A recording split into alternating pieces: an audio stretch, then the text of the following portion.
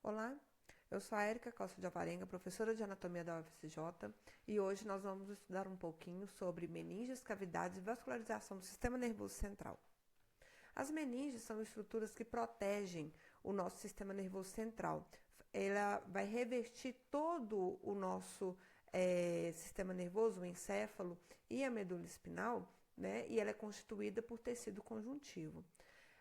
As meninges elas vão ser divididas em meninges espinais e meninges cranianas, sendo que as meninges espinais são aquelas que envolvem a medula e as meninges cranianas aquelas que envolvem o encéfalo. Os tipos de meninges são classificados de acordo com a sua origem embrionária, né, sendo que a partir da meninge primitiva, isso vai ser dividido em pacmeninge, que vai dar origem à dura mater, e leptomeninge, que vai dar origem à aracnoide mater, né, e à pia mater. A dura mater vai ser a camada da meninge mais externa, sendo bilaminar, é uma camada muito densa e espessa, tá? E a leptomeninge ela vai ser constituída pela aracnoide mater e pela pia mater. A aracnoide mater vai ser a camada intermediária e ela tem esse nome decorrente do seu desenvolvimento durante o processo embrionário, que quando ocorre esse desenvolvimento, há como se fosse uma separação entre as camadas, fazendo com que haja formação ali, né, de alguns feixes, né, de tecido conjuntivo, dando a sensação como se fossem de teia de aranha. Daí o nome aracnoide mater, né? A pia mater vai ser a camada mais interna que vai revestir todo o sistema nervoso central, em todas as os seus contornos, né? E ela vai seguir ali desde o sistema nervoso do encéfalo até a medula espinal também. Entre essas camadas há alguns espaços, tá? Então a gente apresenta o espaço epidural espinhal, né? Também tanto faz espinal como espinhal, depende da bibliografia, que vai se encontrar entre a dura mater e o osso, ali na medula espinal, tá?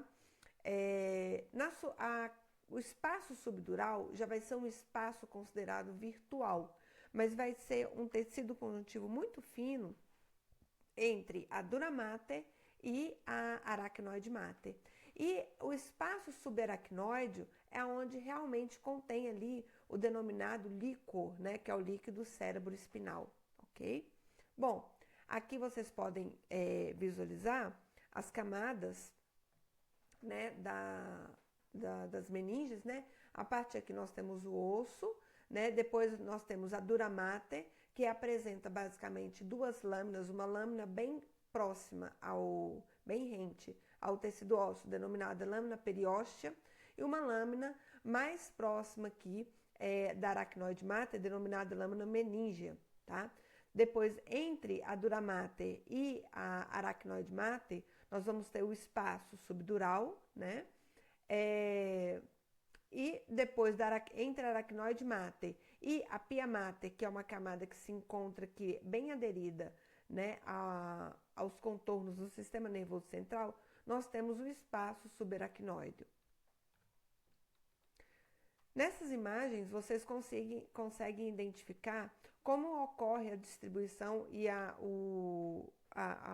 num corte transversal aqui, né, no caso da coluna vertebral, e aqui num corte sagital, tá, do encéfalo, onde a gente consegue identificar a disposição dessas meninges, tá? Então, na coluna vertebral, nós apresentamos aqui o tecido ósseo, com o seu periósteo, né, a camada que está revestindo aí o tecido ósseo, e depois nós temos um espaço. Este espaço é denominado de espaço epidural, que é o espaço entre o periósteo e a dura mater, tá? Então, a dura mater é alaranjado. Depois, bem rente à dura mater, nós temos a aracnoide mater e até a pia mater nós apresentamos aqui, né, o espaço subaracnoide, onde é repleto de líquor, ok? E lembrando que entre a aracnoide mater e a pia mater, nós vamos ter trabéculas aracnoides, que são aquelas projeções, né, de tecido conjuntivo entre uma camada e outra que foi desenvolvido durante o período embrionário. Bom, as meninges ali na parte da medula, né, depois vai ter um envolvimento ali também, que a gente vai ver depois no sistema nervoso periférico, tá? Mas ele está tendo a função aqui de recobrir e proteger a medula espinal. Já aqui no nosso encéfalo, nós vamos apresentar então o tecido ósseo, né? A dura mater, ela apresentando aqui uma camada, vamos pegar aqui esse espaço número 1, esse quadradinho, ele está sendo ampliado nessa região, onde vocês conseguem identificar aqui com grande clareza, né? O tecido ósseo, a dura mater, né? Que vai ter aqui uma camada, né? Mais próxima ali do periósteo e uma outra camada mais próxima da aracnoide. O que é esse espaço azulado? Na verdade, aqui, como está passando bem na linha mediana, aqui é um corte que pega o seio sagital superior. Então, isso daqui é um vaso, tá? Então, aqui a gente tem o seio da dura mater, assim considerado. Reparem que a dura mater e aqui na aracnoide mater, nós vamos ter algumas projeções denominadas de granulações aracnoides. Reparem nessa imagem aqui superior, né? A gente tem várias aqui na região superior e central ali do nosso encéfalo. Abaixo da aracnoide, nós vamos ter então um espaço subaracnoide que fica entre a aracnoide mater e a pia mater, ok? E isso vai recobrindo a pia mater vai recobrindo todo o nosso sistema nervoso central, né? Reparem que o espaço subaracnoide, onde apresenta o líquor, né? Ele está aqui também recobrindo, né? Banhando todo o nosso sistema nervoso central também, né? E aqui a aracnoide mater junto com a pia mater recobrindo algumas reentrâncias aqui também no nosso sistema nervoso. O sistema nervoso, reparem que há algumas projeções internamente, tá? Então, essas projeções das meninges, tá? Em direção à porção aqui central do nosso encéfalo, são chamadas de projeções durais. As projeções são a foice do cérebro, tá? E nós temos o tentório do cerebelo. Então, são projeções que estão aqui fazendo a divisão do hemisfério direito e hemisfério esquerdo. E nós temos aqui a separação do cerebelo com a porção aqui cerebral.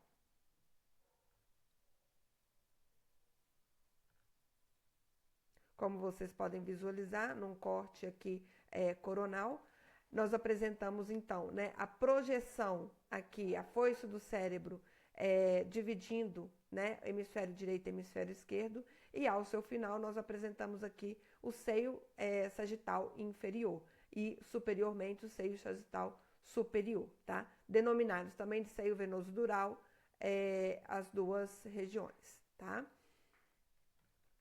Bom, todo o espaço subaracnoide ele vai ser banhado então pelo líquido cerebroespinal, denominado de líquor, né? O líquor ele é um líquido incolor, tá?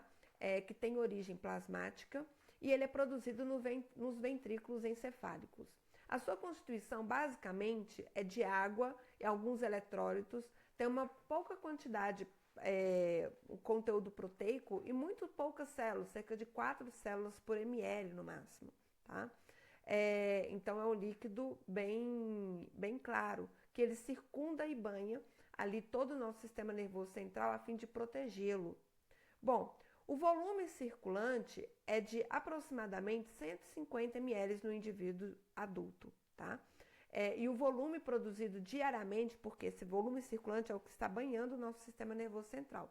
Só que constantemente nós estamos produzindo e absorvendo, né, o líquor. E essa quantidade de líquor produzido é de 500 ml.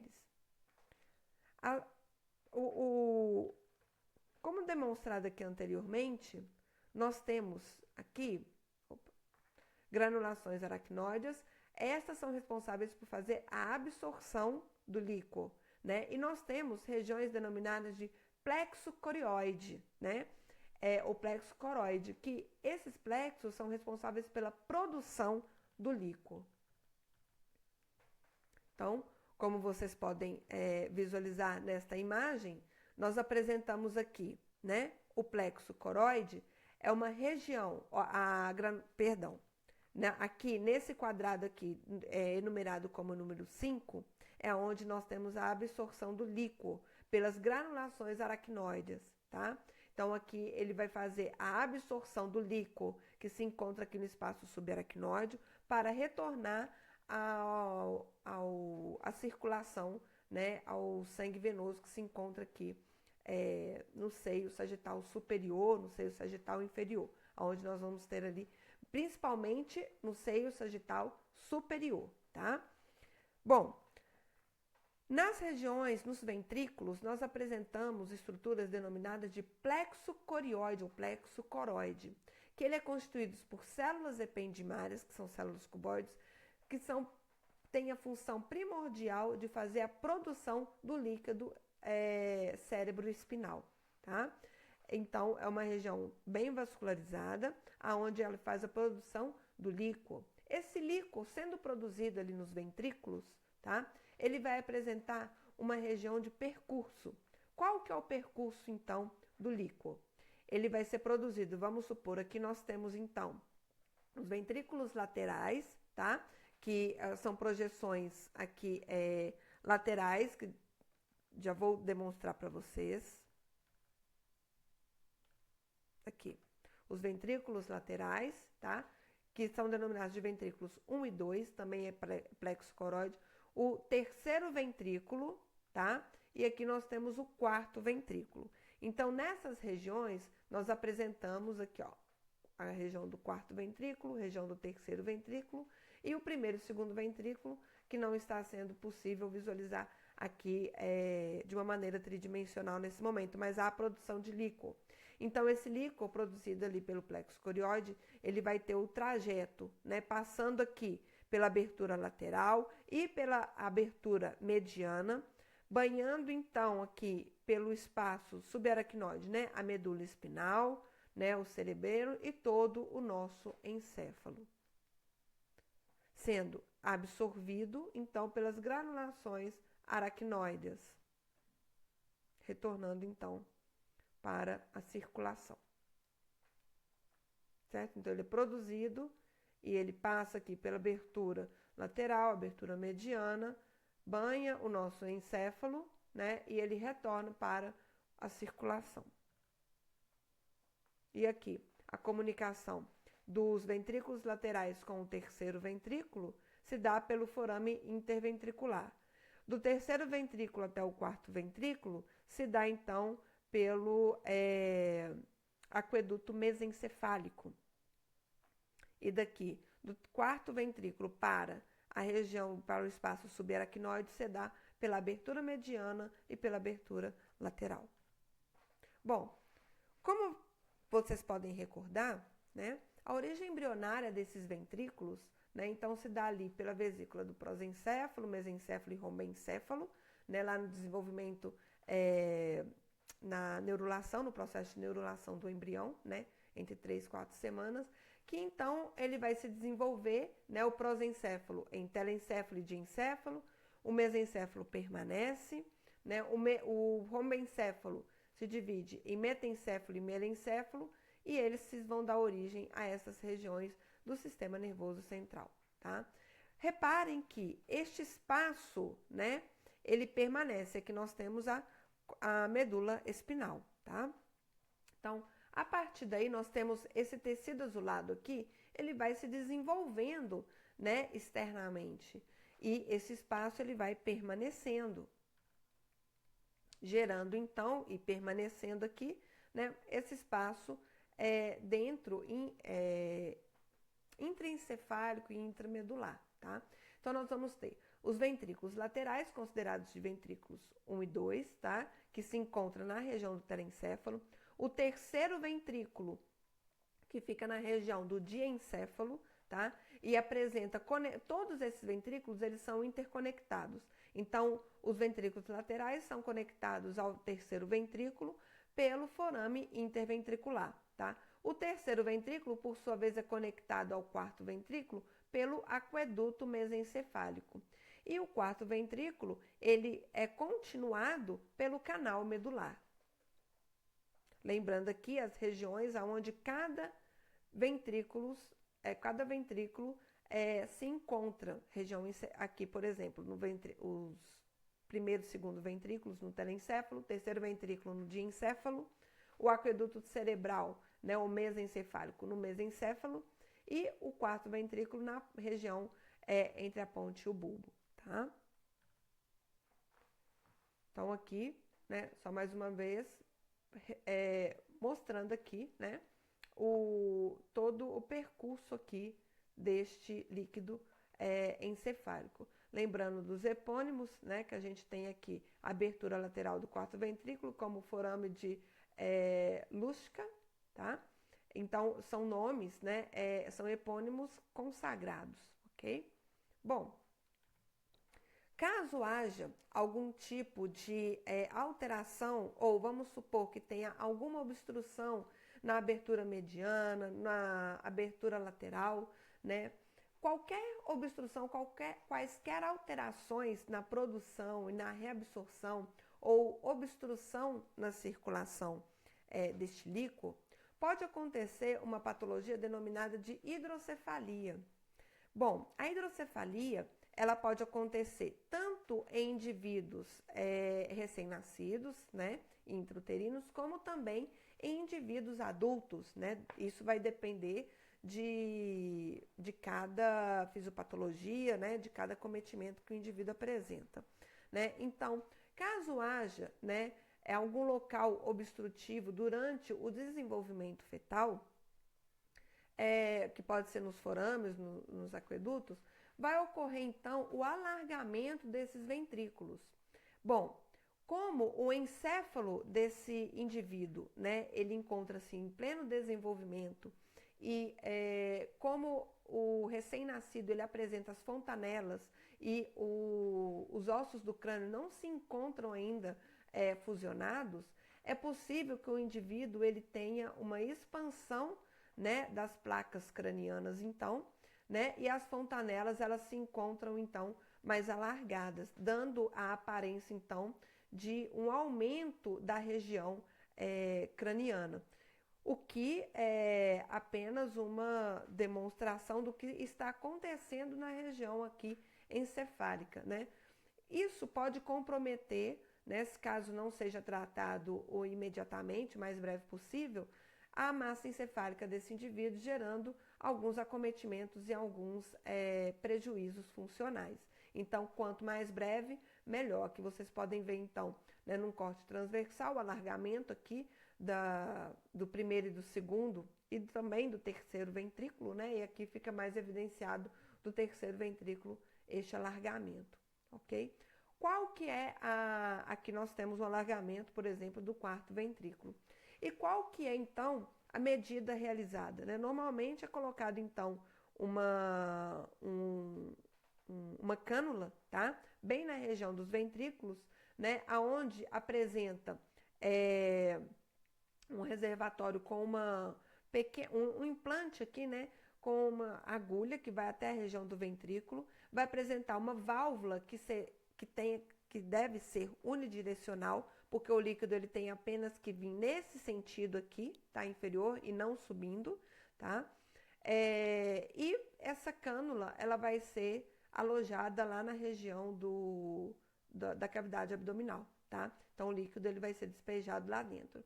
Tem algum problema? Não, porque uma vez que o líquido ele é constituído basicamente de água e eletrólitos, ok? Então é uma forma de contornar a situação até que o problema seja realmente solucionado. Já o sistema nervoso ele vai ser então irrigado, né? E a irrigação do sistema nervoso ela é fundamental para a manutenção de todas as atividades do nosso organismo. Vejam então que como se dá a irrigação da região encefálica, né? Porção interna aqui do crânio. Lembrando lá, nós temos então a partir da carótida comum, nós vamos ter a divisão da artéria carótida comum em a ramificação dela em artéria carótida interna e artéria carótida externa. A artéria carótida interna, ela vai participar ali da formação do círculo arterial do sistema nervoso, tá? Ou chamado de polígono de Williams. E nós temos também a artéria vertebral que passa aqui pelo forame transverso, pelo forame do processo transverso das vértebras cervicais, né? E ele vai se unir na região aqui da base do crânio, né? Formando a artéria basilar. Essas são as artérias de maior calibre. Mas vamos visualizar essa região aqui com mais detalhes, né? Aqui nós temos uma imagem que ela, para facilitar a visualização da distinção destes vasos, tem essa coloração distinta, tá? Então, reparem só. Aqui nós estamos pegando, então, a partir da artéria vertebral, essa porção daqui que eu vou iniciar, tá? Então, nós temos aqui a artéria vertebral e nós temos também a artéria espinal anterior, que se funde à artéria vertebral lá na base do nosso crânio, tá? A artéria vertebral, ela vai se unir com a artéria vertebral direita e esquerda, elas se unem, formando, então, a artéria basilar. Aqui eu vou passar para vocês as artérias de maior calibre neste momento. A artéria basilar, ela vai ir de encontro, vai se ramificar em artéria cerebral posterior, direita e esquerda. A partir da artéria carótida interna, agora nós estamos nessa artéria daqui, tá? A artéria carótida interna, ela vai se ramificar em artéria cerebral média, tá? E artéria cerebral anterior. Reparem que nós temos uma região que forma um polígono, né? Porque vai ser comunicado a artéria cerebral anterior, direita e esquerda, pela artéria comunicante anterior. Isso aqui pelo posicionamento anatômico. E nós temos a artéria comunicante posterior, que vai fazer a comunicação entre a artéria cerebral média e a artéria cerebral posterior. Então, a artéria comunicante anterior faz a comunicação entre as artérias cerebrais anterior e a artéria comunicante posterior faz a comunicação entre as artérias cerebral média e posterior. Reparem que aqui nós temos, então, um polígono, tá? Formando esse círculo arterial do cérebro. Muito importante, porque nosso encéfalo ele não pode ficar sem vascularização. Cerca de 15% do nosso débito cardíaco é direcionado à irrigação do nosso sistema nervoso central, uma vez que ele não apresenta reservatório de glicogênio e de oxigênio. Sendo assim, nós precisamos ter uma vascularização, uma irrigação adequada. Caso haja, por exemplo, a interrupção da circulação neste vaso daqui, nessa artéria, nós conseguimos fazer, suprir, né, por determinado tempo, a irrigação, né, tendo um canal circular aqui. Então, as artérias comunicantes, anterior, posterior, ela é uma forma, né, inteligente que o organismo tem de fazer, de manter o organismo vivo caso haja algum tipo de interrupção vascular também, tá? E isso também amplia ali a vascularização. Bom, aqui com mais detalhes agora, tá? Nós temos, então, artérias vertebral direita e esquerda e a artéria espinal anterior. Acompanhem aqui o apontador do mouse, tá? Bom, as artérias vertebrais, então, elas vão se fundir, formando a artéria basilar. Da artéria basilar, nós temos várias ramificações, uma vez que ela se encontra na região aqui da ponte, a artéria basilar. Repara que aqui é a ponte, tá? Nós temos aqui região do bulbo, ponte e o mesencéfalo lá em cima, tá? Superiormente. Voltando.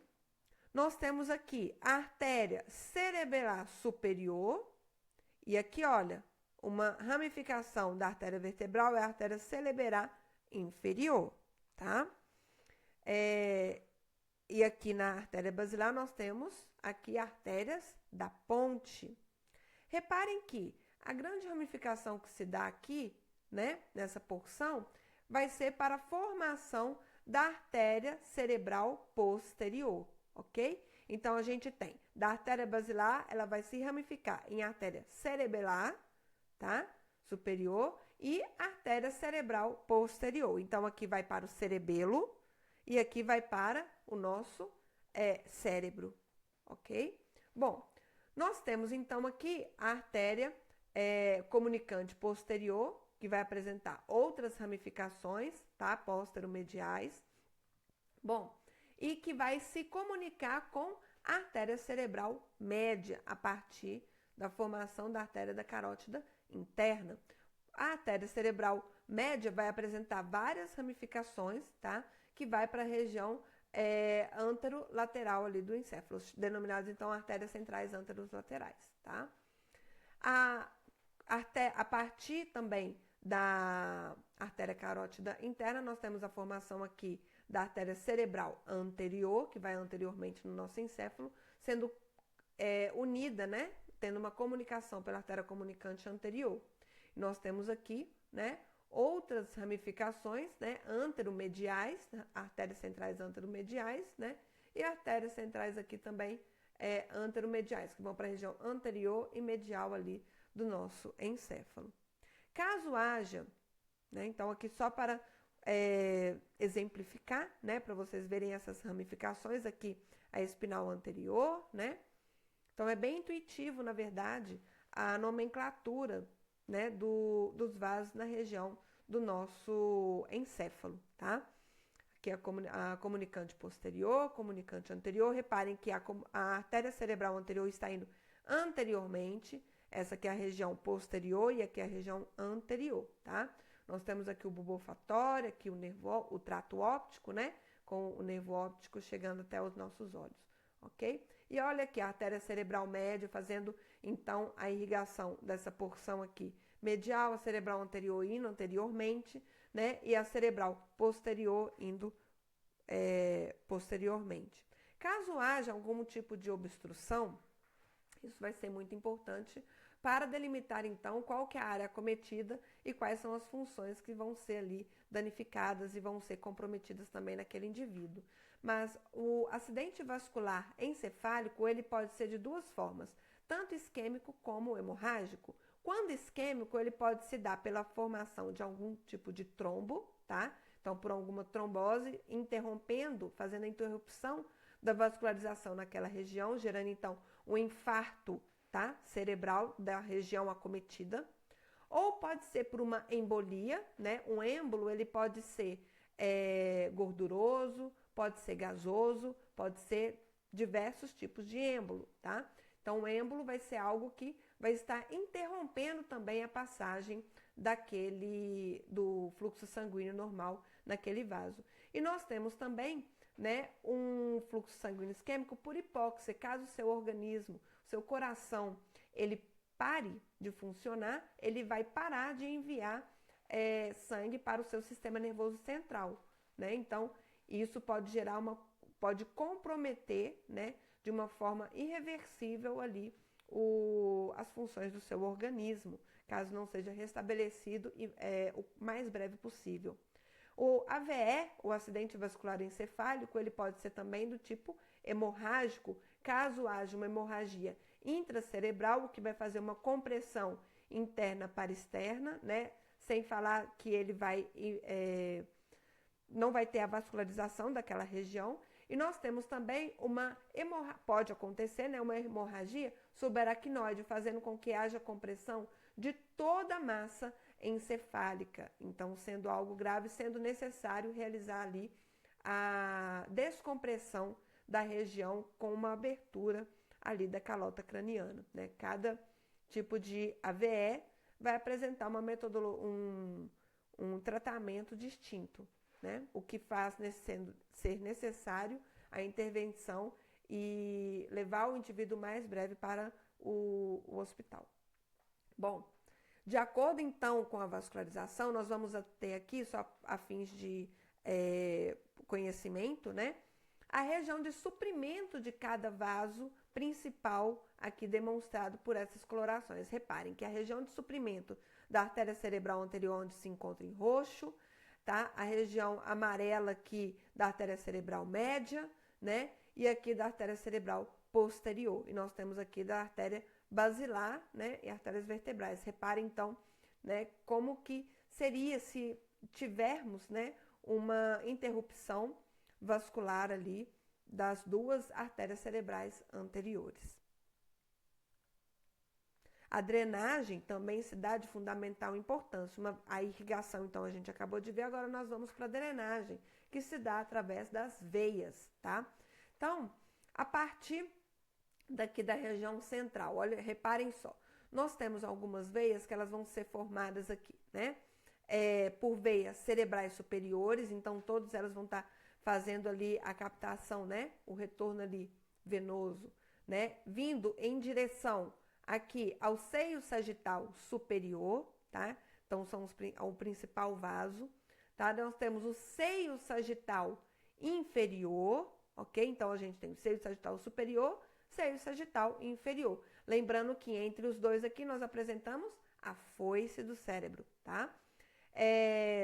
Nós apresentamos também aqui uma região, aqui o seio reto, tá? Que é a continuação aqui do seio sagital inferior, que vai em confluência, né? Vai para uma região única, né? A gente vai ver daqui a pouquinho já do lado direito, do lado esquerdo também há vasos, que vão para uma região denominada de confluência dos seios, tá?